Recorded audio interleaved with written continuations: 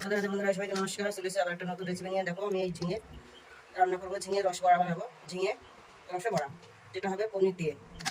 দেখো বন্ধুরা আমি ঝিঙেগুলো লম্বা লম্বা করে সাইজ করে কেটে নিয়েছি, আর এদিকে আলুগুলো কেটে নিয়েছি, 4টে আলু নিয়ে নিয়েছি। বন্ধুরা দেখো আমি ছানাটা এখানে সুন্দরভাবে হাত দিয়ে করে নিয়েছি।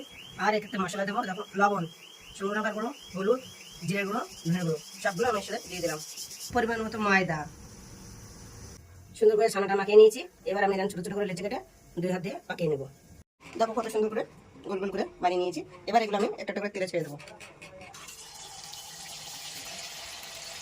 আলুটা ভেজে নেবো লবণ হলুদ দিয়ে, একটু হলুদ দিলাম, একটু লবণ দিলাম।